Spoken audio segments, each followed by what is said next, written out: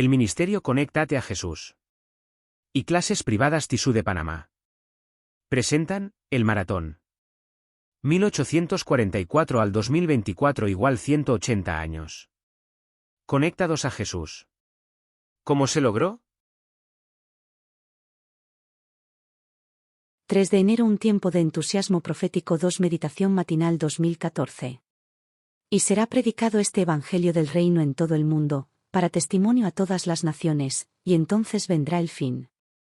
Mateo 24, 14. El estudio de las profecías bíblicas no fue la única reacción religiosa a la Revolución Francesa. La segunda fue el mayor reavivamiento religioso que haya conmovido a los Estados Unidos alguna vez. Desde comienzos de la década de 1790 y siguiendo con la de 1840, el segundo gran despertar hizo más que cualquier otra cosa en la historia del joven país para transformar a los Estados Unidos en una nación cristiana. Hubo una oleada de reformas sociales y personales que acompañaron el reavivamiento religioso. Muchos han llegado a creer que los avances políticos y tecnológicos de finales del siglo XVII y comienzos del XIX habían comenzado a proveer de la maquinaria para la creación del cielo en la tierra. Surgieron cientos de movimientos reformistas con el propósito de mejorar a la sociedad humana. Las sociedades reformistas surgieron en el siglo XIX en casi cada ámbito concebible de interés humano. Fue en esas décadas que las campañas en pro de la abolición de la esclavitud, la guerra y el uso del alcohol llegaron a ser factores importantes en la cultura estadounidense. Además, surgieron sociedades con el fin de promover la educación pública, para mejorar el trato hacia los sordos, los ciegos, los discapacitados mentales y los prisioneros, la igualdad de los sexos y las razas, etc. Más allá con acento del ámbito social, encontramos organizaciones patrocinadoras del avance personal, en esferas como la reforma moral y la salud, incluyendo la Sociedad Vegetariana Estadounidense. Tanto religiosos como secularistas aunaron energías y recursos, con la esperanza de perfeccionar a la sociedad mediante una reforma. Pero, los religiosos fueron más allá con acento de sus contemporáneos, mediante el establecimiento de sociedades bíblicas, sociedades misioneras nacionales y extranjeras, uniones de escuelas dominicales y asociaciones para la promoción de la sacralidad del domingo. Por primera vez, los cristianos protestantes sintieron la necesidad de predicar el Evangelio a todo el mundo. Debido a las reformas y al entusiasmo de la extensión misionera, las expectativas milenaristas eran omnipresentes en la década de 1830. Charles Finney, el gran evangelista estadounidense de la época, enunció la opinión predominante de las iglesias, cuando escribió en 1835 que, si la Iglesia hiciera su deber en la Reforma, el milenio llegaría a este país en 3 años. La idea era que las reformas y otros aspectos del despertar prepararan al mundo para el comienzo del milenio descrito en Apocalipsis 20, durante el cual la tierra continuaría mejorando, hasta que Cristo regresara al final de los 1000 años. Fue un mundo de frenesí milenarista al que Mailer vino a predicar su mensaje adventista. Como resultado, iglesias de todas partes lo recibían con los brazos abiertos. Dios había preparado el camino. Siempre lo hace. Nuestro trabajo es seguir su conducción. 4 de enero Un candidato poco probable para el ministerio Meditación matinal 2014. De cierto te digo, que el que no naciere de nuevo, no puede ver el reino de Dios. Juan 3, 3. Fue en la euforia optimista y expectante del segundo gran despertar que descubrimos a quien parecía ser un candidato bastante desahuciado para el ministerio. De hecho, a los 20 años de edad, Guillermo Maile, nacido en 1792, estaba más interesado en burlarse de los predicadores que en imitarlos. En particular, descubrió que aquellos de su familia eran objetivos especialmente buenos para esa clase de diversión. Los favorecidos por esa actividad incluían a su abuelo Phelps, un pastor bautista, y a su tío Elihu Maile, de la Iglesia Bautista de Lowhampton. La imitación que Maile hacía de las peculiaridades devocionales de su abuelo y de su tío aportaba mucho entretenimiento para sus compañeros escépticos. Él imitaba con seriedad grotesca las palabras, los tonos de voz, los gestos, el fervor y hasta el pesar que, sus parientes, pudieran manifestar por personas como él. Más allá de funcionar como entretenimiento para sus amigos, esas exhibiciones servían de testimonio de lo que era el joven Maile. Al igual que otros jóvenes en tiempos de rápida transición cultural, Maile había pasado por su propia crisis de identidad. Parte de su rebelión en contra de su familia, indudablemente, había sido un aspecto de la eterna lucha de los adolescentes por discernir quiénes son, en contraposición a sus padres. Esa lucha, desgraciadamente, es igualmente difícil para los padres y los adolescentes. Ese era el caso de la madre de Guillermo, profundamente religiosa, que sabía de sus travesuras, pero lo que menos pensaba era que eran divertidas. Para ella, el proceder de su hijo mayor era la amargura de la muerte. Sin embargo, Guillermo no siempre había sido un rebelde religioso. En sus primeros años, había sido intensa y hasta atormentadoramente devoto. La primera página de su diario, que comenzó a llevar en su adolescencia, contiene la declaración: de chico, me enseñaron a orar al Señor. Como es la única declaración descriptiva de sí mismo en la introducción de su diario, debió haberle parecido una característica distintiva. Pero, no duraría demasiado. En su adultez temprana, Maile dejó el cristianismo y se convirtió en deísta agresivo y escéptico, que satirizaba no solo a su abuelo sino también al cristianismo en sí. Pero, el anciano abuelo Phelps nunca se dio por vencido. No te aflijas tanto por Guillermo, consolaba a su madre. Todavía hay algo por hacer por él en la causa de Dios. Y así era. Pero, desdichadamente para ella, llevaría tiempo hasta que esa profecía llegara a cumplirse. Phelps nunca dejó de orar por sus hijos y sus nietos. Aquí hay algo importante para quienes vivimos en el siglo XXI. 5 de enero, la desesperanza apunta hacia la esperanza, meditación matinal 2014. Me di cuenta de que el sabio y el necio tienen el mismo destino, los dos mueren. Así que me dije, ya que voy a terminar igual que el necio, ¿de qué vale toda mi sabiduría? Nada de eso tiene sentido. Pues tanto el sabio como el necio van a morir. Al sabio no se le recordará más que al necio. En los días futuros, ambos serán olvidados. Las personas mueren. Terminan en el mismo lugar, del polvo vienen y al polvo vuelven. Eclesiastés 2, 14-16, 3 y 19, 20, NTV. El servicio de Maile como capitán en la Segunda Guerra contra Gran Bretaña, 1812 a 1814, facilitó un cambio en su vida. Incluso antes del conflicto, había comenzado a albergar dudas sobre lo aceptable de su creencia deísta. Parte del problema era que el deísmo prometía vida después de la muerte, pero en realidad Maile había llegado a la conclusión de que, por deducción lógica, la muerte no conducía a nada. Casi al mismo tiempo, Maile comenzó a contemplar su propia mortalidad y su significado. El 28 de octubre de 1814, escribió a su esposa en relación con un amigo del ejército que falleciera: poco tiempo más, al igual que Spencer, no seré más. Es un pensamiento solemne. La dura realidad de la vida estaba empujando al capitán Maile a la fe que una vez había rechazado con tanto vigor. No obstante, todavía no abrigaba ninguna esperanza. Si tan solo pudiera hallar un verdadero patriotismo en las filas del ejército, podría llegar a la conclusión de que su fe en el deísmo no estaba errada. Pero, escribió, 2 años de servicio fueron suficientes para convencerme de que la naturaleza humana parecía mucho más precisa que la perspectiva deísta, que enseñaba que la naturaleza humana era básicamente buena y honrada. Pero, Maile no pudo verificar esto en la historia. Cuanto más leo, escribió, el carácter del hombre parece ser más horrendamente corrupto. No podría discernir ningún punto brillante en la historia del pasado. Aquellos conquistadores del mundo, y los héroes de la historia, aparentemente no eran más que demonios en forma humana. Comencé a sentir desconfianza de todos los hombres. La crisis final de Maile, relacionada con su creencia en el deísmo, tuvo que ver con lo que pareció ser un acto de Dios en la historia en la batalla de Plattsburgh, en septiembre de 1814. En esa batalla, una apología de un ejército estadounidense venció a una fuerza superior de regulares británicos de primera, algunos de los cuales recientemente habían vencido a Napoleón. Era casi seguro que Estados Unidos sería derrotado. Un resultado tan sorprendente contra esas probabilidades, concluyó Miller, me dio la impresión de que era obra de un poder superior al hombre. Al igual que el autor del Eclesiastés, Maile se vio forzado por la dura realidad de la vida a volver a evaluar a Dios. La buena noticia es que la dura realidad de la vida está cumpliendo la misma función en nuestros días todavía.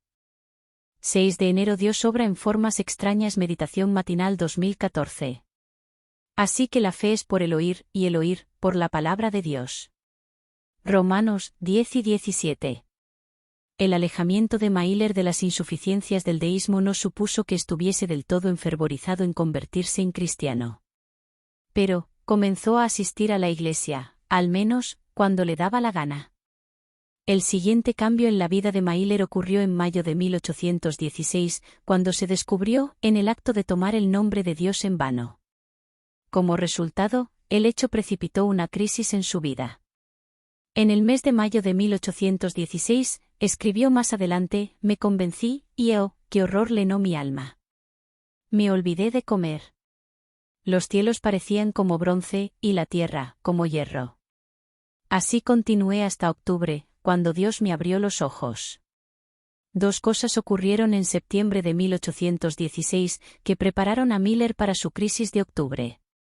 La primera fue la celebración de la batalla de Plattsburgh. Mientras se preparaban para un momento de gran alegría, los veteranos asistieron a un sermón la noche anterior a la gran fiesta. Regresaron sumidos en sus pensamientos. La oración y la alabanza habían reemplazado a las risas y los pensamientos de la juerga cuando recordaron las circunstancias de la dura lucha y de su victoria sorpresiva. El segundo hecho tuvo lugar el domingo siguiente. La madre de Mailer había descubierto que él se ausentaba de la iglesia cada vez que el pastor no estaba en la ciudad. En esas ocasiones, uno de los diáconos leía mal un sermón. Mailer cometió el error de dar a entender que si él pudiera dar la lectura siempre estaría presente. De modo que Mailer, quien todavía era deísta, regularmente recibía invitaciones para presentar los sermones que elegían los diáconos. Fue el 15 de septiembre de 1816 cuando leyó un sermón que lo impactó tanto que se vio obligado a sentarse en medio del mensaje. Había legado a una crisis espiritual. Pocas semanas después, según escribió, Dios me abrió los ojos, y oh, mi alma, que Salvador descubrí que era Jesús. Ese descubrimiento impulsó al joven converso al estudio regular de la Biblia. En poco tiempo, notó que la Biblia había llegado a ser mi delicia, y en Jesús encontré a un amigo. Dios es una deidad de milagros. El hecho de que pudiera tomar a un escéptico como Mailer y llevarlo a la conversión mediante la lectura pública de un sermón es un milagro. Servimos a un Dios que utiliza una multitud de medios a fin de llevar a cabo su voluntad. 7 de enero. Un hombre de la palabra. Meditación matinal 2014. Lámpara es a mis pies tu palabra, y lumbrera a mi camino. Salmo 119, 105. Aunque leía mucho, como intelectual deísta, al convertirse al cristianismo, en 1816, Mailer se convirtió en un hombre de un libro esencialmente, la Biblia. Algunos años más tarde, escribió a un joven pastor amigo: debes predicar la Biblia, debes probar todas las cosas mediante la Biblia, debes hablar la Biblia, debes exhortar con la Biblia, debes orar con la Biblia y amar la Biblia, y haz todo lo posible para hacer que los demás también amen la Biblia. En otra ocasión, afirmó que la Biblia es un tesoro que el mundo no puede comprar. No solo trae paz y una firme esperanza en el futuro, sino también sostiene la mente y nos da un arma poderosa para destruir la infidelidad. Aparte de eso, nos habla de acontecimientos futuros, y nos muestra la preparación necesaria para hacerles frente. Quería que los pastores jóvenes estudiaran la Biblia en forma intensiva, y no que fuesen adoctrinados en algún credo sectario. Los haría estudiar la Biblia por su cuenta. Pero si no tuviesen mente, los estamparía con la mente de otro, escribiría fanático en sus frentes y los enviaría como esclavos. Miller no solo llevaba a otros a la Biblia, sino también practicaba lo que predicaba. Fue el estudio extensivo de la Biblia lo que lo llevó a sus conclusiones más bien alarmantes.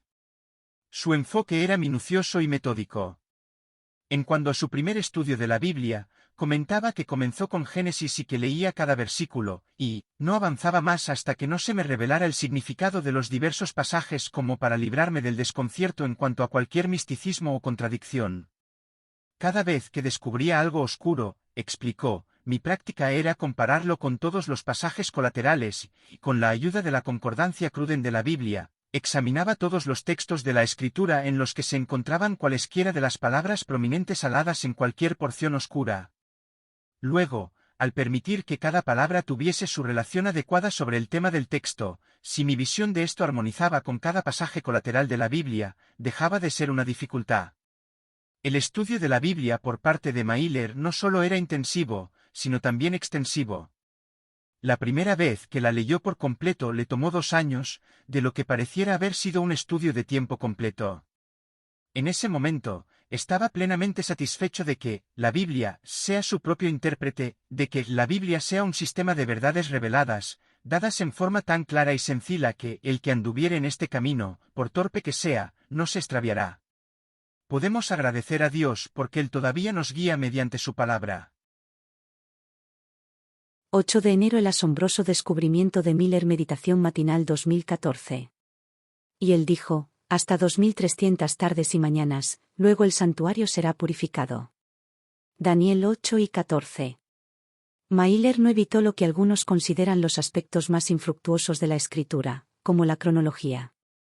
Como estaba plenamente convencido de que toda la escritura es inspirada por Dios, y útil, que no vino en cualquier momento por voluntad humana, sino que fue escrita cuando hombres santos fueron movidos por el Espíritu Santo, y fue escrita para nuestra enseñanza, para que mediante la paciencia y el consuelo de las Escrituras pudiésemos tener esperanza, no puedo menos que considerar que la porción cronológica de la Biblia es una porción de la palabra de Dios, y tiene tanto derecho a nuestra seria consideración como cualquier otra porción de las Escrituras. Por lo tanto, creo que al tratar de comprender lo que Dios, en su misericordia, consideró oportuno revelarnos, yo no tenía derecho a pasar por alto los periodos proféticos. Vi que como los eventos predichos que tendrían cumplimiento en días proféticos habían sido extendidos durante la misma cantidad de años literales, como Dios había designado un día por un año en Números 2 y 34 y Ezequiel 4, 4 al 6, solo podría considerar que el tiempo es simbólico, y que un día representa un año, de acuerdo con las opiniones de todos los comentarios protestantes estándar. Entonces, si pudiéramos obtener algún indicio del tiempo de su comienzo, supuse que deberíamos ser guiados hasta el momento probable de su terminación, y, como Dios no nos daría una revelación inútil, consideré que ésta nos guiaría al tiempo en que podríamos buscar con confianza la venida de Cristo. Al construir sobre Daniel 8 y 14, Mailer interpretó que la purificación del santuario era la purificación de la tierra con fuego, en la segunda venida. Puesto que los eruditos bíblicos generalmente concuerdan en que la fecha de inicio de los 2300 días fue el año 457 a.C., él llegó a la conclusión, en armonía con muchos escritores sobre profecías, que la profecía de Daniel se cumpliría alrededor del año 1843. La diferencia de opinión sobre Daniel 8 y 14 no era la fecha, sino la naturaleza del acontecimiento en sí. Para 1818, Miller había arribado a la asombrosa conclusión de que, en unos 25 años, todos los acontecimientos de nuestro estado actual se acabarán, que todo su orgullo y poder, pompa y vanidad, debilidad y opresión llegarán a su fin, y que en lugar de los reinos de este mundo se establecería el reino pacífico y por tanto tiempo anhelado del Mesías. La venida de Jesús todavía es la esperanza de todas las esperanzas, el acontecimiento que marcará el comienzo del gozo supremo. 9 de enero. El gozo del descubrimiento. Meditación matinal 2014. Y fui al ángel, diciéndole que me diese el librito. Y él me dijo: toma, y cómelo, y, en tu boca será dulce como la miel. Apocalipsis 10, 9. Apocalipsis 10 es un interludio fascinante en el flujo de las 7 trompetas. A partir de un examen de Apocalipsis 9 y 13 a 11 y 15 al 18, queda claro que Apocalipsis 10 se da entre la sexta y la séptima trompetas. Además, es obvio que el toque de la séptima trompeta tiene que ver con los acontecimientos de la segunda venida, cuando los reinos del mundo han venido a ser de nuestro Señor y de su Cristo, y luego, Él reinará por los siglos de los siglos. Apec. 11 y 15. El punto focal del capítulo 10 es un librito, vers. 2, 8 a 10, que el tiempo verbal, vers. 2, indica que se abrirá, en el contexto del capítulo, en el tiempo del fin. Ahora bien, el Antiguo Testamento nos habla de un solo libro que será selado hasta el tiempo del fin, pero tú, Daniel, cierra las palabras y sela el libro hasta el tiempo del fin. Muchos correrán de aquí para allá con acento, y la ciencia, el conocimiento del libro de Daniel, se aumentará. Curiosamente, el libro de Daniel solo contiene 2 partes de las cuales se afirma explícitamente que permanecerán seladas hasta el tiempo del fin. Una tiene que ver con la profecía de tiempo de los 1260 años del capítulo 12, vers. 7 a 9, la otra es Daniel 8 y 26, donde leemos: esta visión de los días con sus noches, que se te ha dado a conocer, es verdadera. Pero no la hagas pública, pues para eso falta mucho tiempo. NVI. Joyce Baldwin, en su comentario sobre Daniel 12:4, señala con mucho acierto que la razón de que Daniel debiera celar sus dos últimas visiones era que todavía no tenían relevancia, 8 y 26, 12:9, al menos, no en todos sus detalles. Como indica Leon Wood, en su comentario sobre Daniel, puesto que la única mención en el capítulo 8 de una tarde y una mañana está en el versículo 14, debe ser que se refiere, en el vers. 26, a las 2300 tardes y mañanas. También, es interesante que Gabriel explícitamente haya dicho a Daniel 2 veces que su visión de Daniel 8 se extendería hasta el tiempo del fin, vers. 17, 19. En la explicación del ángel, 3 de los 4 símbolos de Daniel 8 tienen su cumplimiento en la historia, vers. 20 a 25, y solo queda uno, los 2300 días, para su cumplimiento en el tiempo del fin, vers. 26. Mailer percibió estas cosas. De modo que pudo indicar, en un cronograma en la revista Signs of the Times, a señales de los tiempos, de mayo de 1841, que Apocalipsis 10 se había cumplido y que el librito se había abierto. Y por cierto que la apertura fue dulce. No necesito hablar del gozo que llenó mi corazón en vista de la deliciosa perspectiva de la pronta venida de Jesús. En verdad, el mensaje del librito selado había sido dulce. Pero Mailer, al igual que la mayoría de nosotros, atesoró aquellas partes de la profecía que pensaba que entendía, y se salteó el resto. Como resultado, de algún modo se perdió la conclusión de que la apertura de las profecías del librito finalmente traería amargura y chasco, Mapec. 10, 8-10. Señor, ayúdanos a aprender a leer con los ojos bien abiertos. 10 de enero La interpretación de la profecía por parte de Miller Meditación matinal 2014. Ninguna profecía de la Escritura es de interpretación privada, porque nunca la profecía fue traída por voluntad humana, sino que los santos hombres de Dios hablaron siendo inspirados por el Espíritu Santo. 2 Pedro 1 y 20, 21. Miller estaba bien acompañado en su interpretación de las profecías. La interpretación profética se divide en 3 escuelas principales. Los preteristas consideran que el cumplimiento profético tuvo lugar en algún momento antes o durante la redacción de un libro profético. Así, por ejemplo, el libro de Apocalipsis hablaría, fundamentalmente, de acontecimientos que habrían sucedido al final del siglo I de la era cristiana.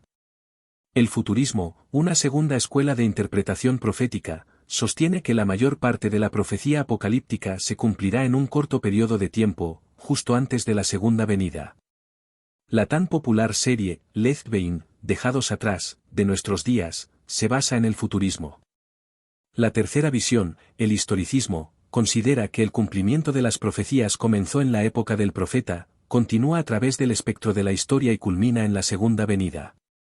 La interpretación historicista de la profecía se ilustra mejor con Daniel 2, cuyo cumplimiento comienza durante la vida de Nabucodonosor y de Daniel, se extiende a través de los 3 reinos subsiguientes que dominan el mundo mediterráneo, continúa a lo largo de las divisiones de Roma y alcanza su cumplimiento en el tiempo del fin, con la llegada del reino de Dios. Las visiones de Daniel 7, 8, 9 y 10 al 12 reproducen exactamente el modelo historicista, al igual que Apocalipsis 12, que traza la historia mundial desde el tiempo de Cristo niño hasta el tiempo del fin, en el versículo 17. Y así sienta las bases para los acontecimientos finales que se desarrollan en los capítulos 13 al 22. Mailer era historicista, así como la Iglesia primitiva y casi todos los intérpretes protestantes desde mediados del siglo XIX. El futurismo y el preterismo, si bien captan aspectos importantes de la profecía bíblica, no tuvieron mucha presencia en el estudio apocalíptico hasta la reforma de Martín Lutero, cuando ciertos expositores de la Iglesia dominante buscaban escapar de lo que consideraban como interpretaciones historicistas problemáticas de temas como el gran dragón escarlata y la ramera de Babilonia.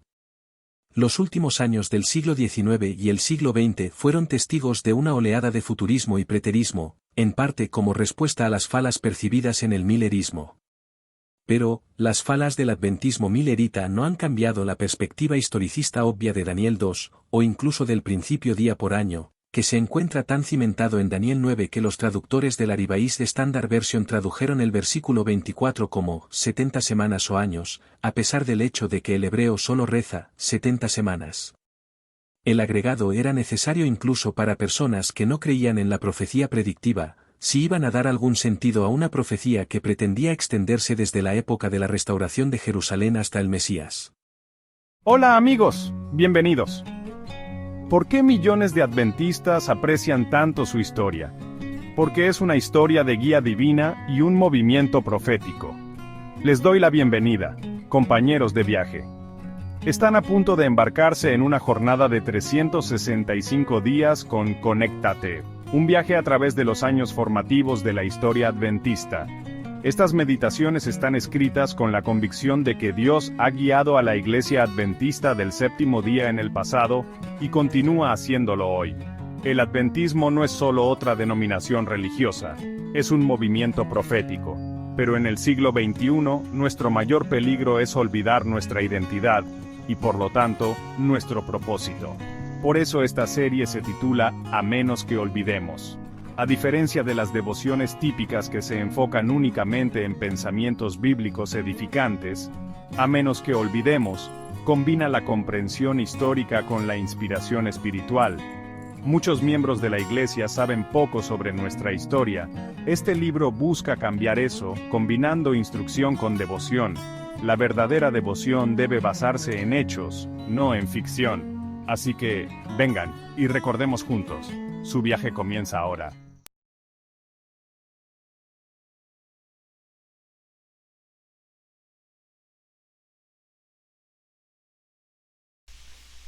Así llegamos al final.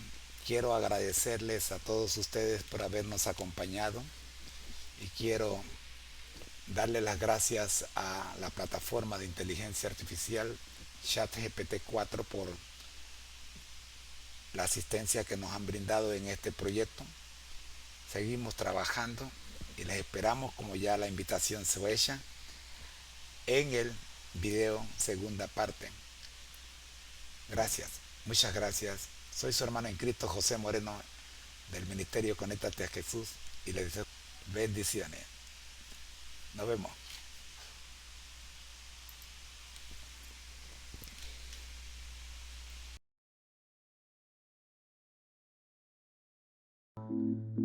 Introducción, nuestra historia denominacional, 1844-2024. Todo comenzó en el año 1844, cuando los milleritas, interpretando la profecía de Daniel 8:14, pensaron que el santuario al que se refería la profecía era la tierra, lo que resultó en lo que se conoce como el Gran Chasco. Sin embargo, al estudiar más a fondo, comprendemos que esto marcaba el comienzo de un nuevo periodo profético, que daría origen al pueblo de Dios para los últimos días. A este evento lo conocemos mejor como el despertar del pueblo de Dios para el tiempo del fin. En 1863 se estableció oficialmente la Iglesia Adventista del Séptimo Día.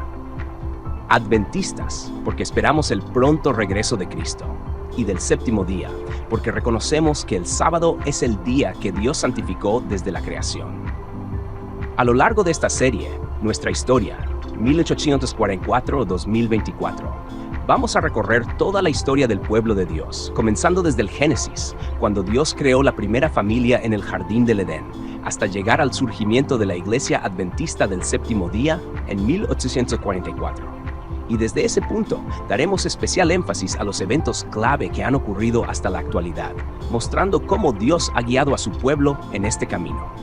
Cada video cubrirá un segmento de nuestra rica historia, comenzando con los primeros patriarcas y profetas, el Éxodo, el reino de Israel, y pasando por las edades hasta llegar al gran evento de 1844 y más allá, resaltando cómo este pueblo ha sido llamado a cumplir la gran comisión en los tiempos finales.